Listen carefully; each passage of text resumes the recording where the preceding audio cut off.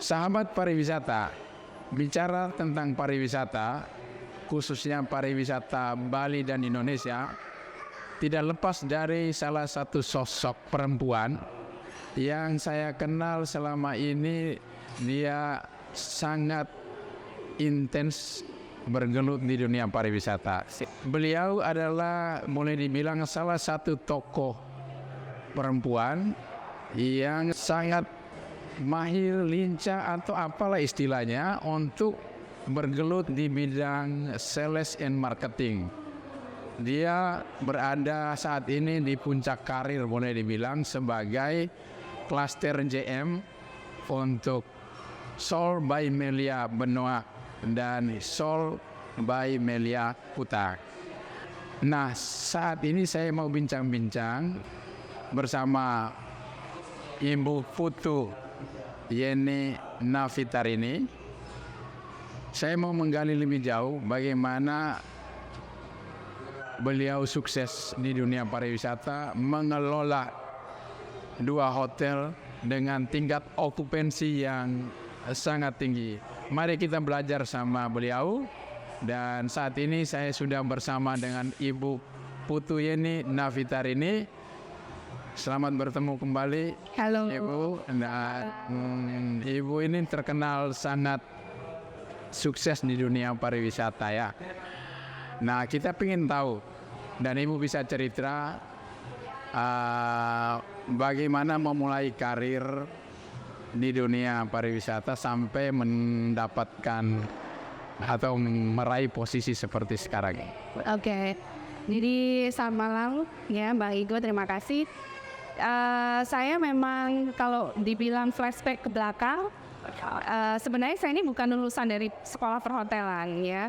Jadi saya keluarga saya mix ya, orang tua saya dari Bali dan Jogja, dan kemudian saya lahirnya di Bogor.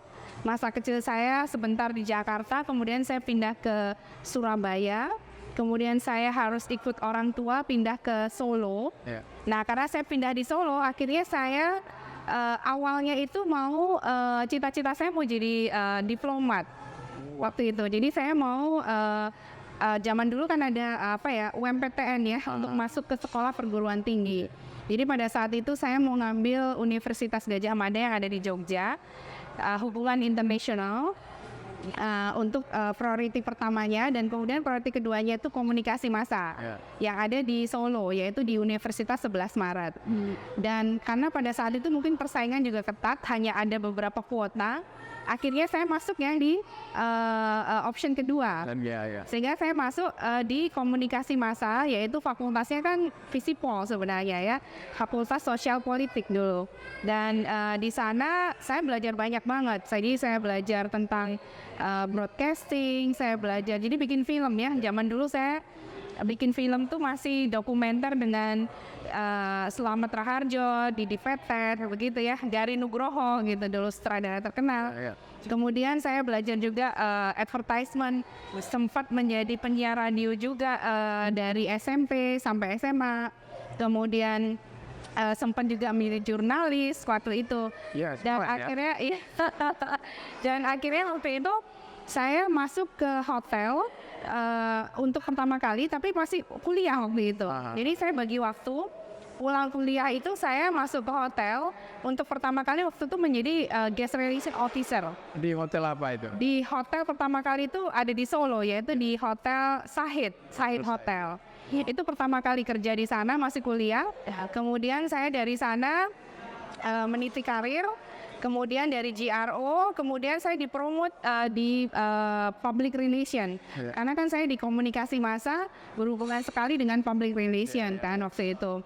Dan teman-teman media juga banyak begitu. Akhirnya di situ saya dipromosikan menjadi seorang public relation. Terus saya melihat nih di situ ternyata kok teman-teman di sales ini pekerjaannya menyenangkan ya gitu. Akhirnya saya mencoba challenge myself untuk berkarir di sales.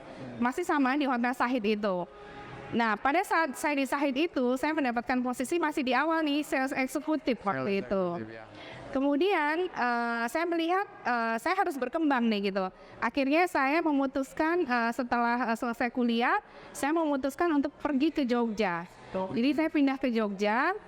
Pertama kali waktu itu saya join dengan hotel Century ya, grupnya Century. Kemudian pindah ke hotel Choice Hotel. Century baru hotel kedua ya?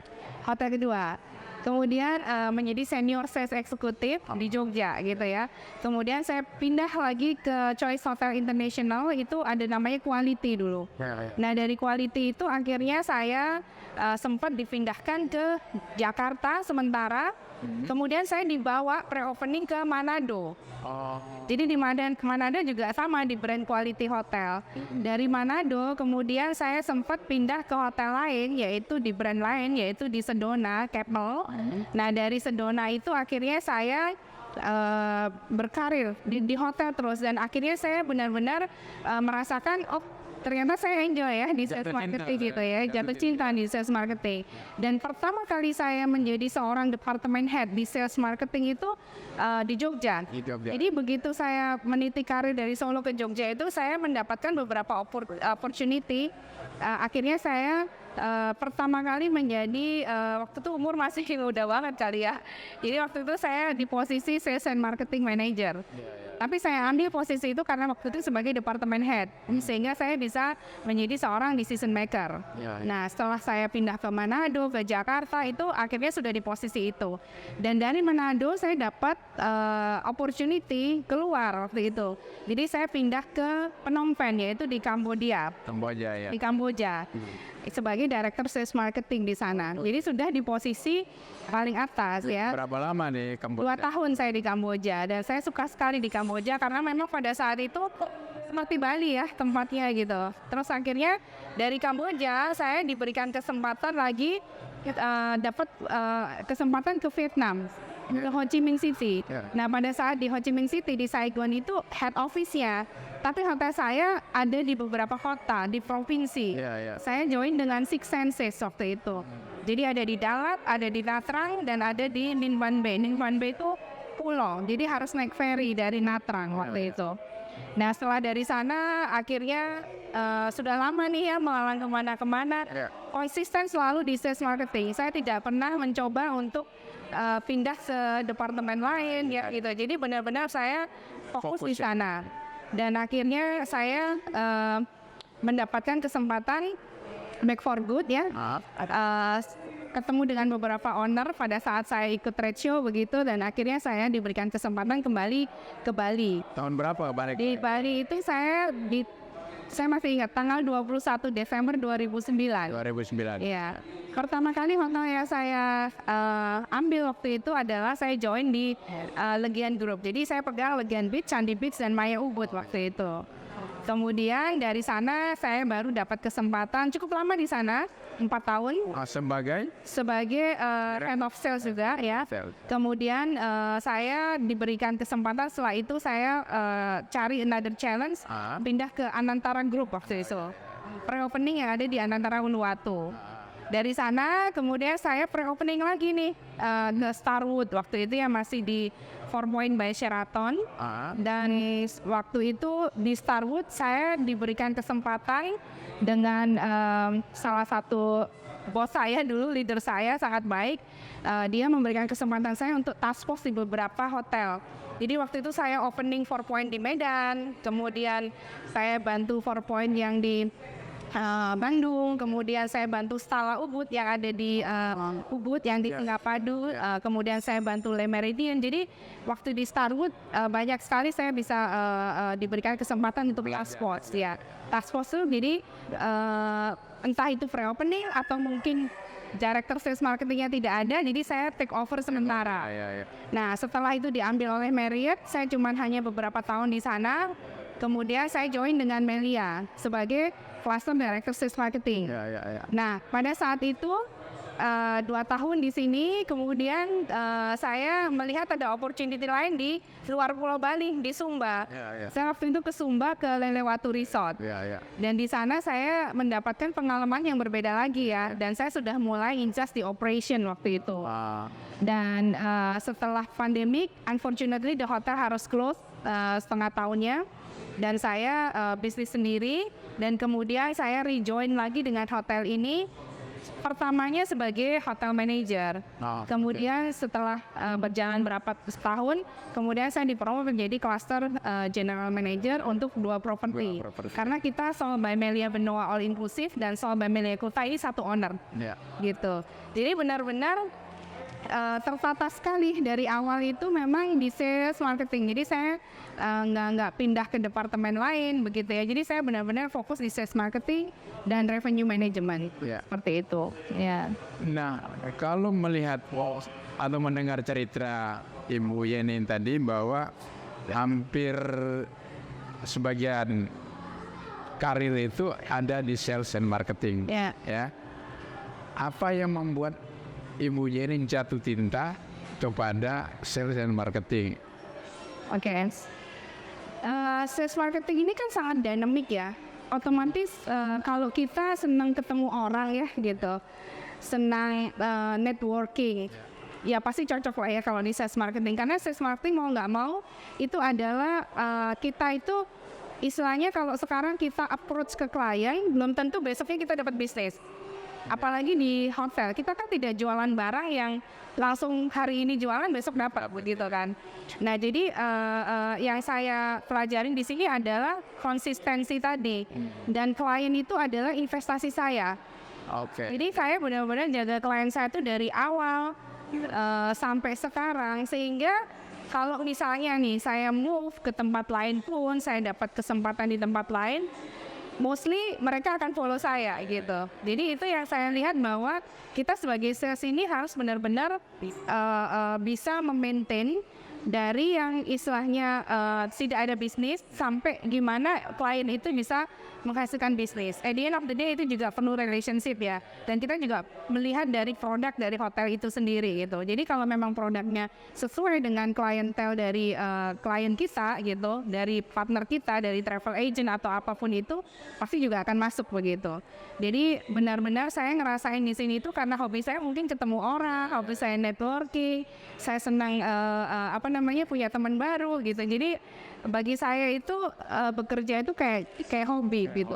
Jadi istilahnya ketemu orang gitu. Jadi itu yang membuat saya sampai sekarang bertahan di sini, meskipun saat ini sekarang saya sebagai cluster GM, saya tetap ngasih ketemu dengan klien, masih gabung dengan tim sales saya gitu untuk ketemu klien. Jadi itu yang membuat klien juga merasa feel trust gitu ya gitu. Dan akhirnya kalau mereka ada bisnis mau nggak mau udah deh ke hotel ini aja, karena kalau misalnya ada apa-apa pun lebih fleksibel, lebih gampang begitu kan. Jadi itu yang membuat klien juga ngerasa trust dengan kita. Apa kira-kira pesan Ibu Yeni terhadap kawan-kawan atau teman-teman yang ingin juga merintis karir di dunia sales and marketing? Yang pastinya kita harus melakukan begini ya, melakukan suatu pekerjaan itu yang kita suka. Ya kan, kalau kita melakukan suatu hal yang tidak kita suka kan namanya bukan passion, namanya stres ya. Jadi kita jadi kita harus melakukan sesuatu yang kita suka dulu. Kalau memang kita suka ketemu orang dan itu semua kan perlu gini, kalau prinsip saya skill, knowledge, you can learn, we can teach you. Tapi the most important is the attitude gitu kan. Nah attitude itu dari mana? Itu juga asalnya juga dari selain dari mungkin circle keluarga kita, circle teman-teman di mana kita bergaul, dan juga dari mindset. Sampai sekarang pun saya masih terus belajar begitu, karena kan dunia berubah nih, dunia berubah, eranya sudah berbeda gitu kan dari era saya dulu gitu. Jadi saya terus belajar di sini. Jadi saran saya ke teman-teman yang pengen memang berkarir di dunia perhotelan, apalagi kalau memang udah basicnya udah di sales marketing ya, growing untuk opportunity-nya mungkin bisa lebih cepat begitu ya. Tapi memang banyak sekali kita punya tanggung jawab nih sebagai sales marketing gitu, karena kan kita punya sebagai ujung tombak kan dari perusahaan ya. Jadi gimana mendatangkan revenue, tidak hanya mendatangkan revenue saja, tapi bagaimana bisa maintain ya, keep klien kita Dan juga yang pastinya pada saat tamu sudah datang itu servisnya harus bagaimana. Jadi kita kalau bekerja di hotel tuh nggak bisa bekerja sendiri. Secara teamwork itu semua departemen sangat berhubungan. Karena sales marketing membawa tamu masuk ya, pada saat tamu sudah masuk, ini harus diapain tamunya, gitu loh. Jadi pada saat mungkin di restoran, mungkin makanannya harus bagaimana, kemudian servis kamarnya bagaimana. Jadi itu semuanya tuh serba berhubungan. Jadi sekarang kalau menurut saya, teman-teman yang mau berkarir di hotel, tentukan dulu nih, sukanya kemana, passionnya kemana gitu.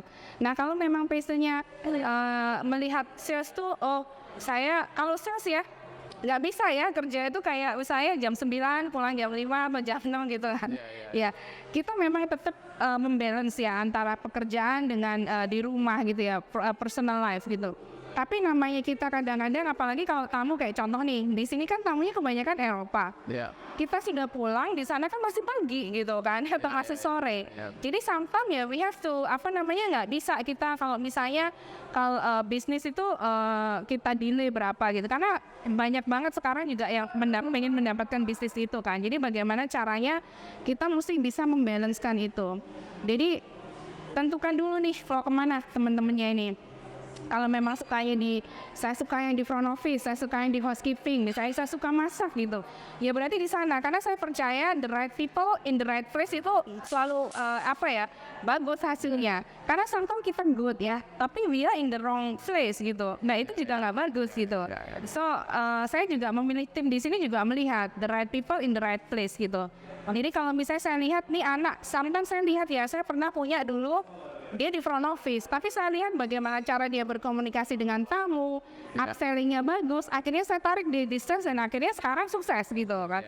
Jadi memang benar-benar selain passionnya di mana, pada saat itu menemukan leader yang bagus, yang tepat, pasti dia akan dibimbing gitu.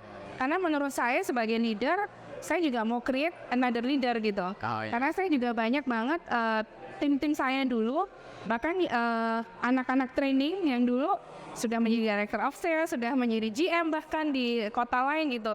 Jadi saya sangat senang gitu ya. Kenapa ya? Karena kita dulu tuh benar-benar bersama gitu ya. Jadi yang bagi saya itu kepuasannya berbeda gitu di situ. Jadi saya senang sekali melihat tim-tim saya yang lama itu sekarang sudah berkembang menjadi orang. Jadi saya selalu bilang see you on top gitu. Sebagai sebuah destinasi, Bali kan sudah sangat terkenal. Artinya dalam konteks itu sumber daya manusia juga menjadi sesuatu yang sangat penting atau boleh dibilang urgent lah ya. Nah, untuk kedepannya kira-kira SDM seperti apa dan mereka harus bagaimana supaya bisa tetap mempertahankan destinasi ini sebagai destinasi favorit untuk turis bisa datang terus ke Bali. Yang pasti selalu invest untuk diri kita sendiri ya, karena invest untuk diri kita sendiri itu nggak akan rugi. Jadi kalau dulu dari awal tuh saya selalu ibarat kata teman-teman mungkin nggak mau nih belajar bahasa Inggris misalnya. Saya dari SD sudah belajar bahasa Inggris dulu gitu kan. Jadi itu yang membuat akhirnya investasi ke diri kita sendiri itu yang akhirnya berguna untuk saat ini. Jadi kalau menurut saya sih teman-teman yang saat ini ya mungkin masih anak fresh graduate gitu ya, sekolah dari lulusan perhotelan. Kalau misalnya ada kesempatan di tempat lain nih, misalnya mau keluar kayak gitu ya, mau keluar negeri atau keluar Bali, take it, go ahead gitu ya, jangan takut. Karena bagi saya mental itu juga penting gitu sebagai seorang leader gitu. Karena kalau sudah jadi leader kan tidak hanya skill, knowledge atau experience yang kita punya, tapi juga mentalitas itu gitu. Dan kita belajar bagaimana kita itu bertahan di situ, survival ya gitu ya. Sewaktu saya di Kamboja, di Vietnam, mau nggak mau saya harus survive gitu. Awal-awal saya juga maunya pulang gitu. Orang tua saya bilang jangan pulang kalau belum berhasil gitu kan. Jadi mau nggak mau kita ditempa di situ.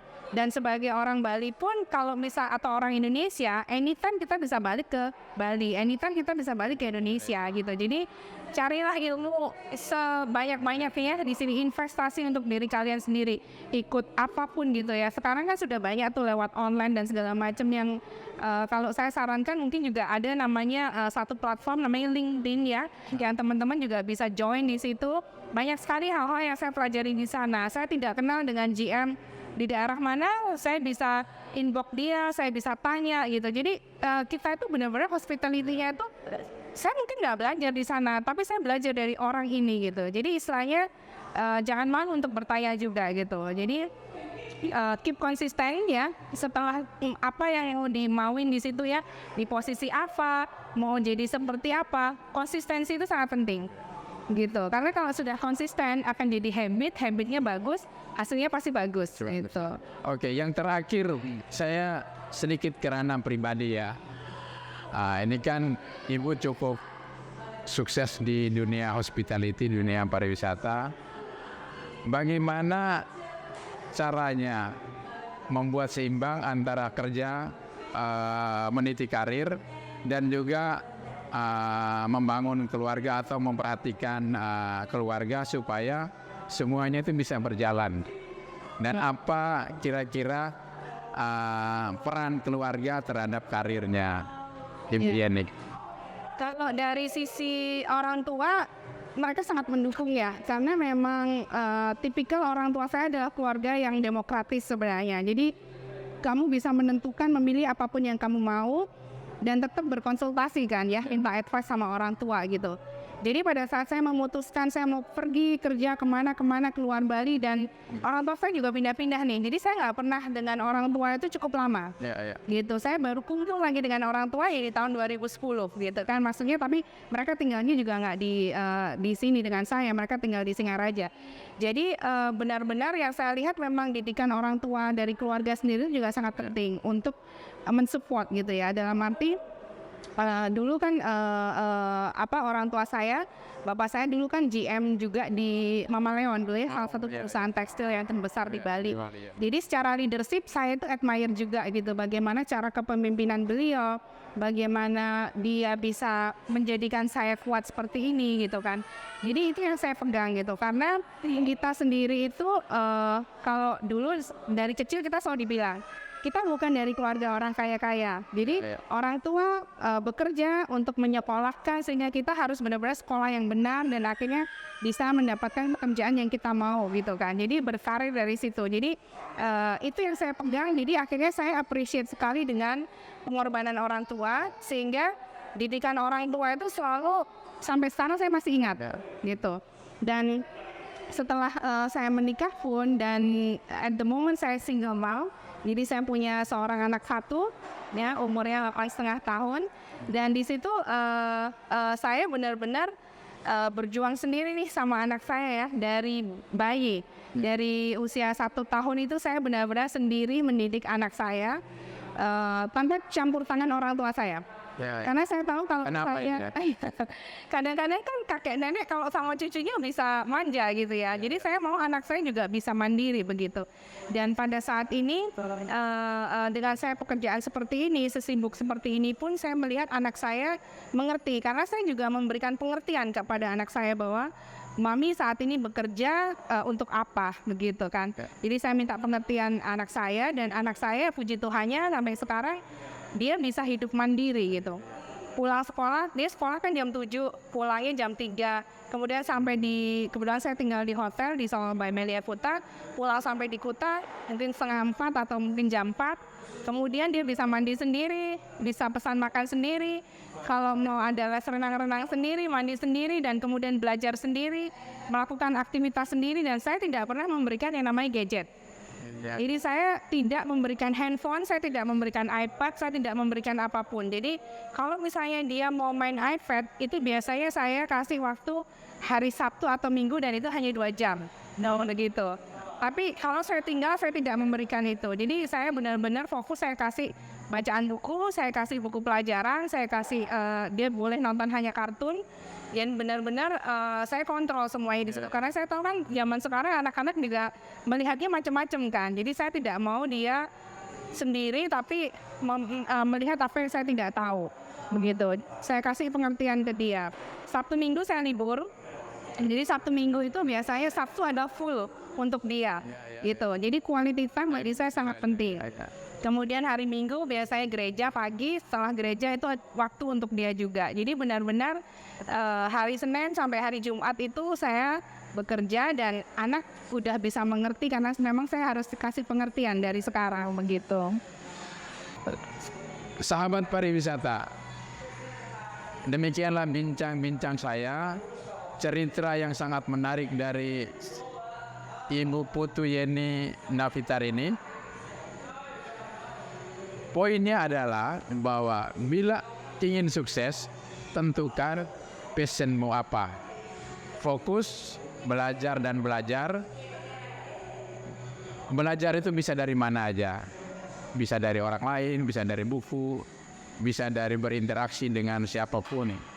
Nah, lakukan, dan bila ada kesempatan ambil supaya karirmu bisa terus berkembang dan berkembang. Dan jangan lupa pesan dari Ibu Yeni bahwa jangan lupa juga untuk selalu berbakti kepada orang tua ya, dan berdoa sehingga selalu mendapatkan berkat, selalu mendapatkan kelancaran kesehatan dalam berkarir.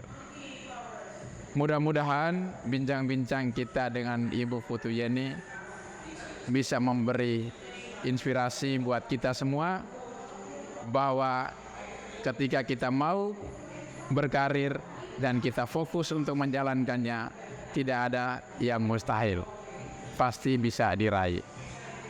Salam pariwisata, wonderful Indonesia.